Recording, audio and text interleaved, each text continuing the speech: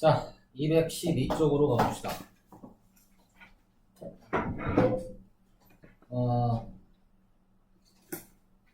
사실은 이건 과거에는 이것도 진화설의 일종인 격리설이라는 걸로 대신 얘기를 했었던 그런 진화설 중에 하나였습니다.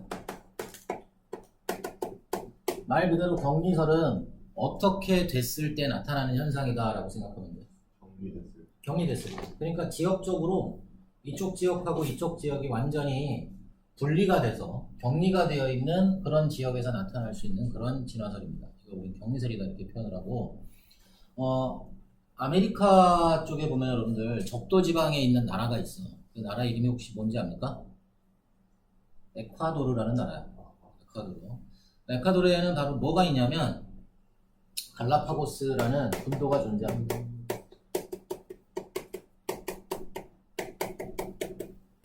갈라파고스 군도 혹은 뭐 갈라파고스 제도 이렇게 표현을 하는데, 군도니까 뭐겠어? 군이라는 건 뭐야? 모여있는 걸 군이라고 합니다. 그치? 그래서 군도라는 건 섬들이 많이 모여있는 그런 지역. 그래서 이걸 갈라파고스 군도다 이렇게 표현을 하는데, 이런 학설을 제시를 합니다. 핀치라는 새가 있는데, 사실 이 핀치라는 새의 원래 서식지는 남아메리카 쪽이었단 말이야. 근데 얘네들이 이제 뭐 먹을 게 없거나 아니면 또 다른 자기들이 살 수 있는 그런 지역을 찾아서 좀 더 북상을 해서 바로 저 갈라파고스 군도로 도착을 합니다.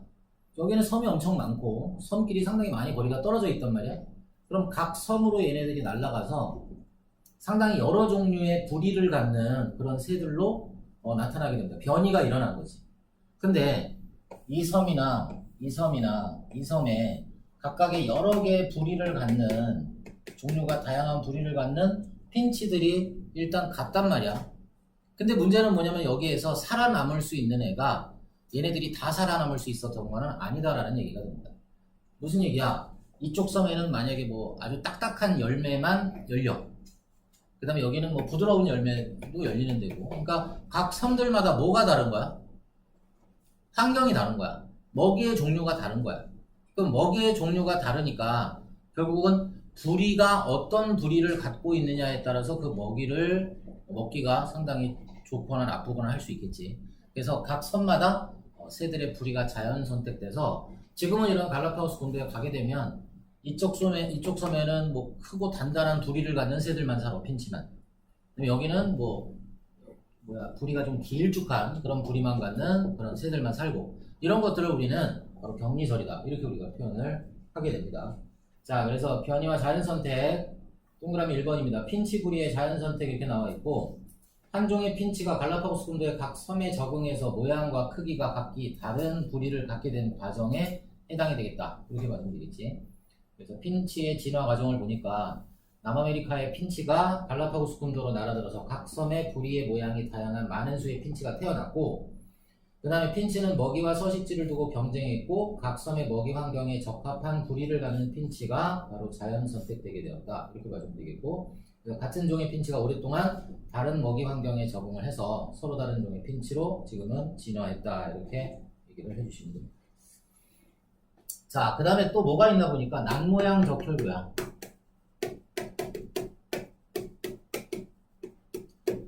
원래 적혈구, 정상 적혈구의 모습은 이런 원반형 모양을 하고 있는 게 정상 적혈구야. 적혈구가 하는 일이 뭡니까? 산소 운반하는 역할을 합니다. 산소를 운반해. 근데 난모양 적혈구라는 애는 말 그대로 이렇게 모양이 낫처럼 생겼어. 이게 좀 휘어져 있습니다. 그러니까 정상 적혈구에 비해서 난모양 적혈구는 산소를 제대로 운반할 수 없기 때문에 산소 운반 능력이 떨어지는 거야. 그래서 나타나는 빈혈 증상이 바로 난모양 적혈구 빈혈증이다 이렇게 표현을 하는데, 그럼 생각해봐. 정상 적혈구랑 난모양 적혈구 중에서 일반적인 사람들한테 누가 더 생존에 유리한 거야? 당연히 정상 적혈구 갖고 있는 사람이 생존에 더 유리합니다. 근데 희한하게도 말라리아가 많이 발생하는 지역에서는 오히려 난모양 적혈구를 갖는 사람들의 생존 비율이 더 높아. 왜 그런가 봤더니 이 난모양 적혈구를 갖고 있는 사람들은 말라리아에 대한 뭐가 있어? 말라리아에 대한 내성을 가져. 그렇기 때문에 오히려 말라리아가 자주 발생하는 지역에서는 정상적인 적혈구를 갖는 사람들보다는 이렇게 남모양 적혈구를 갖는 사람들의 생존 비율이 훨씬 더 높게 된다는 얘기가 됩니다. 그러면 말라리아가 자주 발생하는 지역에서 자연 선택된 거는 누구야? 말라리아가 자주 발생하는 지역에서는 누가 자연 선택된 거야?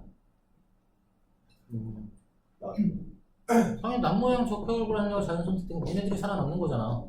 알겠습니까? 그게 거기 두 번째 그림에 나와 있습니다. 그래서 남모양 적혈구 빈혈증의 자연 선택.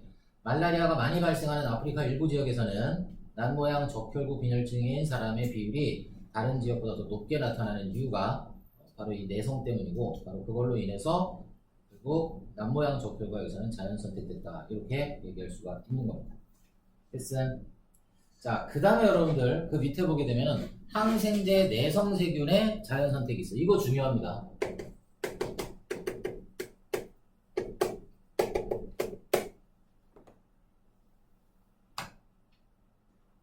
자, 우리 책에는 벌써 이렇게 뚝 하고 나왔지만 선생님 이렇게 그려볼게. 일반 세균 하나, 둘, 셋, 넷, 다섯 개만 그려볼게. 그러다가 어느 시기에 갑자기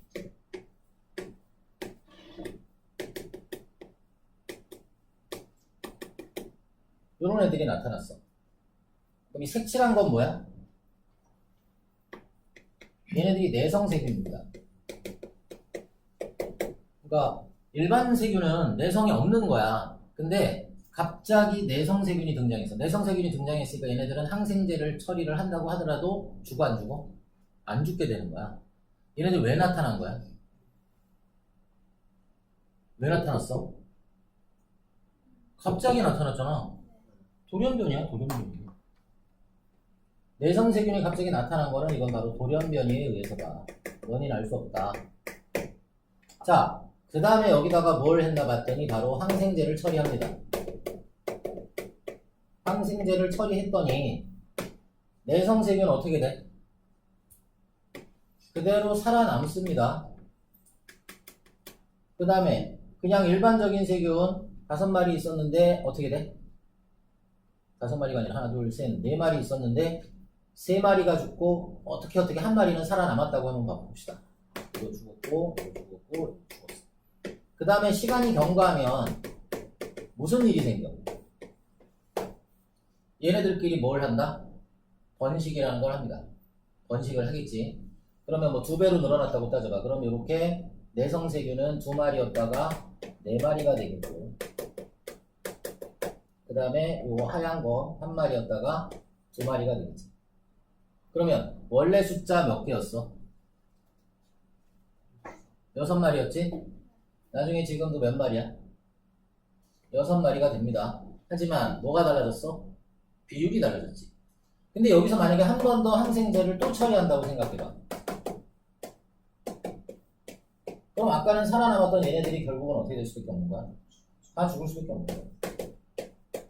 남은 건 얘네들만 이렇게 남게 되는 거고, 그럼 결과적으로 최종적으로 요 내성세균만 남았기 때문에 얘가 바로 자연 선택되는 거다, 이렇게 표현할 수가 있는 거야. 무슨 얘기인지 알겠어? 또 하나, 과거에는 여러분들 여기가 영국의 맨체스터 지방인데,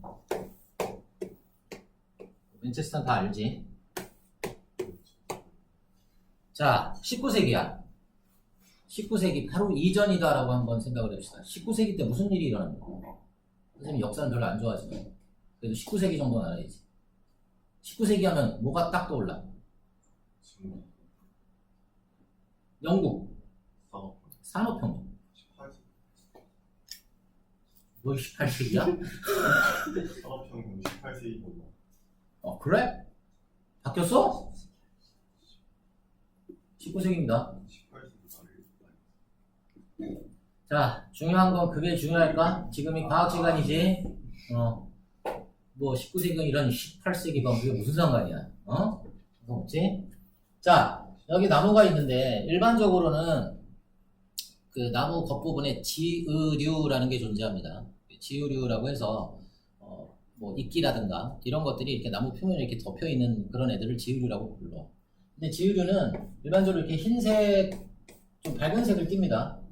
근데 여기에 뭐가 사나 보니까 나방들이 이렇게 붙어 살았는데 하나는 흰색 나방이고 하나는 검은색 나방이야.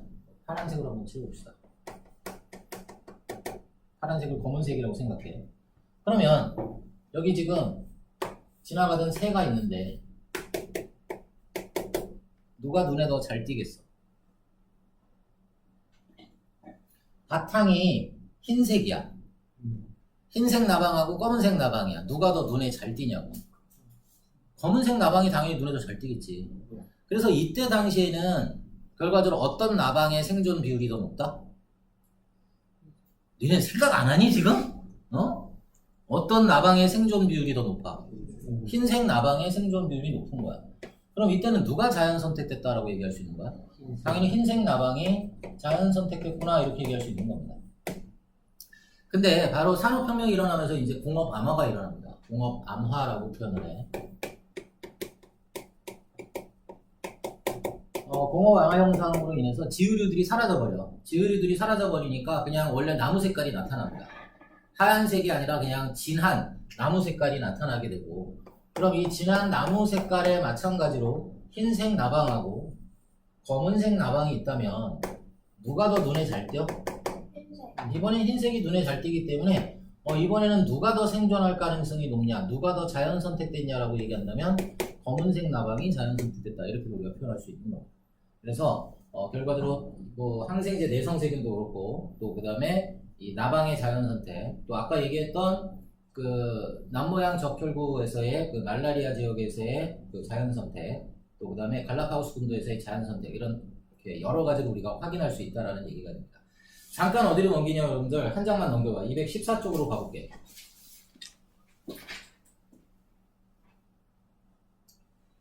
자, 거기 보면 이제 실험을 했는데 바로 항생제 내성세균의 자연선택 모의 실험입니다. 준비물은 스타이로폼 공하고 털실 공이야.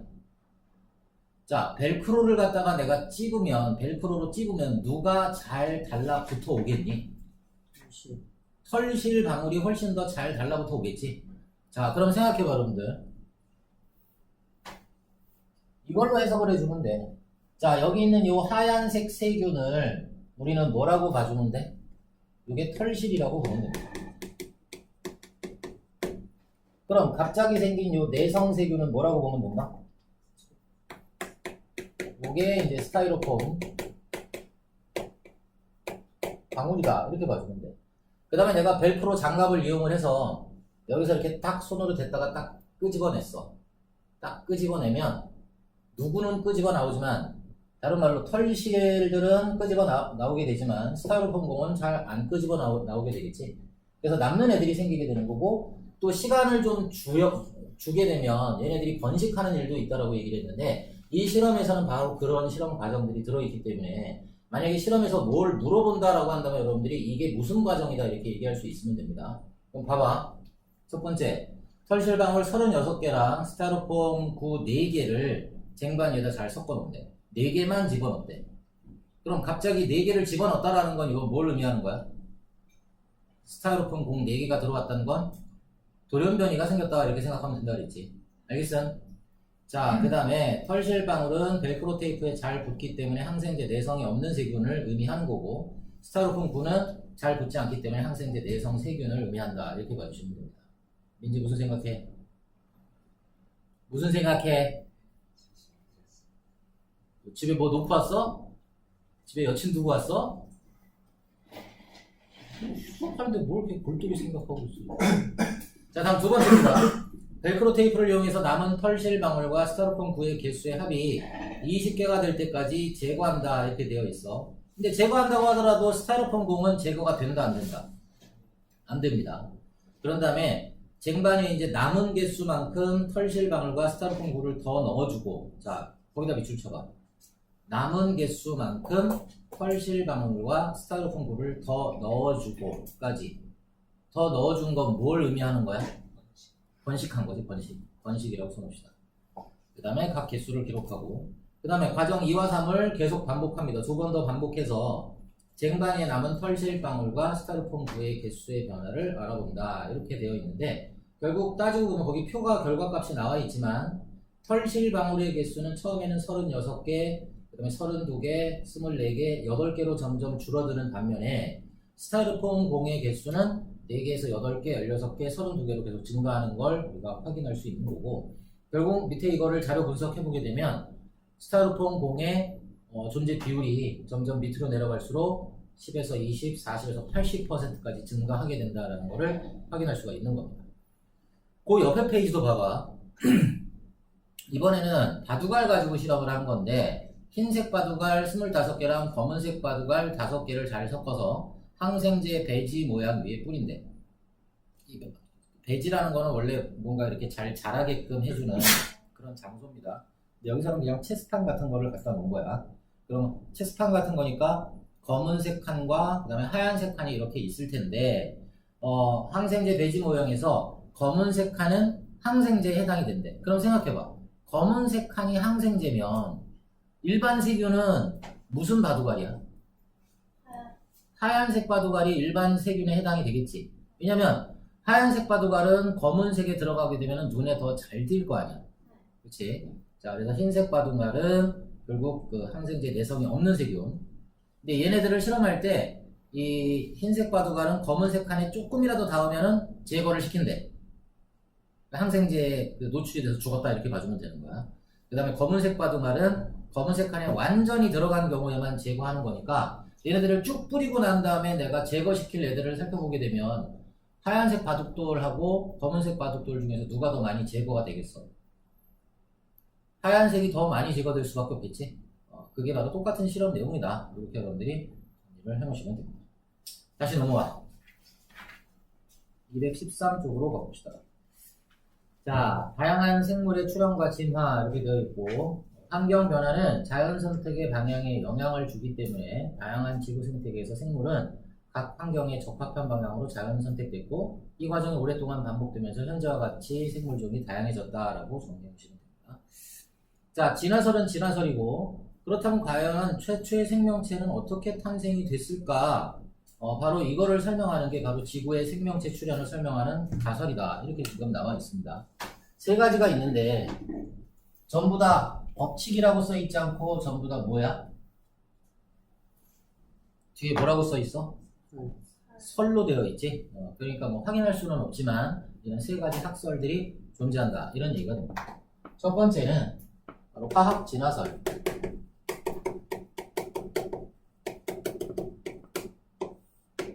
화학 진화설은 말 그대로 화학적인 어떤 반응을 통해서 뭔가가 나왔겠구나라는 얘기가 됩니다. 이거는 뭘 의미하는 거냐면 원시 대기를 의미하는 거예요. 원시 대기. 원시 대기에는 뭐가 있었겠니? 이산화탄소 있었겠지? 암모니아 있었겠고 메테인 같은 거 있었을 거야. 등등등.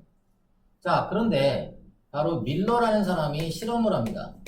어떻게 실험을 했나 보니까 이런 둥근 바닥 플라스크 같은 거 준비하고 여기다가는 아주 고전압을 일으킬 수 있는 플러스 전극과 마이너스 전극을 준비하고 그 다음에 여기에다가 뭐 샤워기 같은 거로 물을 좀 뿌려주고 그 다음에 요 안에다가 암모니아 기체, 또 메테인 기체, 이산화탄소 기체, 원시 우리 지구 대기 조건하고 똑같은 상황을 만들어 준 거야.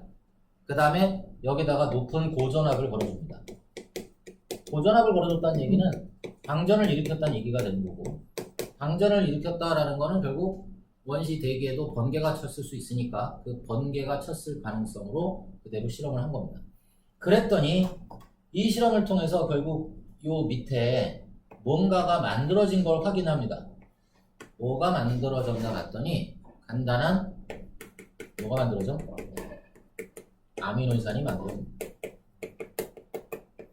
아미노산은 여러분들 뭘 만들 수 있는 가장 기본 단위체야? 단백질의 기본 단위체죠.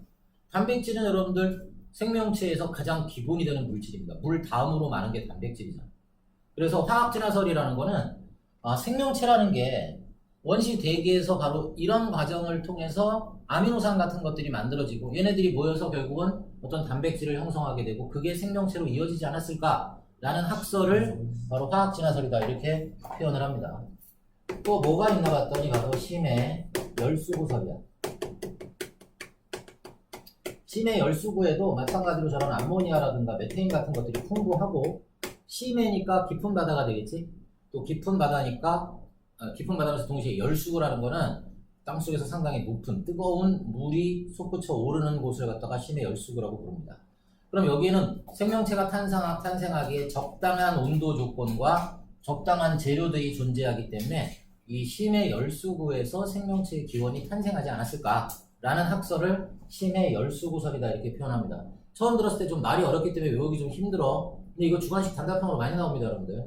이름 다 기억해놔야 돼. 심해 열수구설, 화학 진화설. 알겠습니까? 또 뭐가 있나 보니까 바로 우주 기원설. 어떨 때 보면 정말 말도 안 되는 소리 같은 것들이 이렇게 교과서에 나와 있지만 이것도 하나의 학설입니다. 그러니까 운석을 통해서 우주에서 만들어진 어떤 유기물들이 지구로 떨어져서 만들어진 게 생명체가 아닐까 이런 식으로 생각하는 사람도 있다라는 뜻이 되는 겁니다. 그래서 우주에서 만들어진 유기물이 운석을 통해서 지구로 들어오는 경우 이거를 우리는 우주기원설이다 이렇게 표현을 합니다. 자, 개념 속성은 나랑 같이 봅시다. 다음은 갈라파고스 곤도에 사는 핀치의 진화에 대한 설명이다 라고 했고 발언에 알맞은 말을 써라. 같은 종이었던 핀치에는 부리 모양이 다른 뭐가 있었다? 변이가 있었지. 이런 변이 있나? 주상천. 자, 왜야? 핀치 시끄러 조용히 해 닥쳐. 자, 핀치들이 갈라파고스 곤도의 여러 섬에 흩어져 살게 되면서 각 섬의 먹이 환경에 잘 적응할 수 있는 부리를 가진 개체들이 어떻게 됐어? 자연 선택돼요. 자연 선택돼서 서로 다른 종의 핀치로 진화했다. 다음 5번 자연 선택과 진화에 대한 설명으로 옳은 거 옳지 않은 겁니다. 먼저 환경의 변화는 자연 선택의 방향에 영향을 줄 수 있다 없다? 있지. 그 다음 항생제를 사용하지 않는 집단에서는 항생제 내성세균이 자연 선택될 것이다. 맞아 틀려? 항생제를 사용하지 않으면 일반 세균도 그냥 잘 살아남을 수 있지. 자연 선택될 이유가 없습니다. 그래서 이건 틀린 얘기. 다음 변이가 다양한 집단에서 환경에 적응하기 유리한 변이를 가진 개체가 자연 선택돼서 자신의 유전자를 자손에게 물려준다. 요거는 맞지. 6번입니다. 지구의 생명체 추정 가설과 관련 내용. 화학 진화설은 당연히 화학 반응, 니은. 심해 열수구설은 심해 열수구. 우주 기원설은 우주. 너무 쉬워. 다음 215쪽. 탐구 확인 문제입니다. 자, 탐구 A. 아까 우리 그 털방울, 털공하고 스타로폼 공에 관련된 실험입니다. OX. 두 실험에서 털실방울과 검은색 바둑알은 항생제 내성세균을 의미한다. 내성세균이면 제거가 잘 돼야 되는 애야, 안 돼야 되는 애야? 안 돼야 되잖아. 그러면 털실방울하고 스타로폼 방울 중에서 누가 더 제거가 잘 안 되는 거였어? 스타로폼이기 때문에 털실방울이었기 때문에 벌써 틀린 얘기가 되는 거고. 그 다음 쟁반위에 남은 개수만큼 털실방울과 스타로폼 굴을 더 넣어주는 과정. 이거는 항생제에 의한 자연선택에 비유할 수 있어 없어? 있지. 그다음 실험을 반복할수록 스타로폼 구의 비율은 어떻게 돼? 증가해야 되지. 2번 항생제 내성세균 집단의 형성 과정에 대한 설명이다. 자, 처음에는 모든 세균에 항생제 내성이 없었는데 기억, 어떤 원인으로 인해서 일부 세균에서 항생제 내성이 나타났대. 그럼 이 기억의 어떤 원인은 뭐야? 돌연변이. 그 다음 항생제 사용으로 인해서 항생제 내성이 없는 세균은 대부분 죽고 항생제 내성 세균은 살아남아서 자손을 남겼는데 이 과정이 반복되면서 항생제 내성 세균 집단이 형성됐다. 이게 이제 자연 선택에 해당이 되는 내용이 해당이 되겠지. 자, 그럼 돌연변이는 기억에 해당되는 거 맞고 항생제 사용을 중단하면 항생제 내성 세균은 사라진다? 사라집니까? 아니지. 그럼 항생제 내성 세균 집단은 자연 선택에 의해서 형성된 거다. 항생제 내성세균 집단이 생겼잖아. 그럼 결국은 이건 자연 선택됐기 때문이다. 이렇게 얘기할 수 있지. 그래서 기억하고 이것을 정답으로 넣을 수 있고. 자,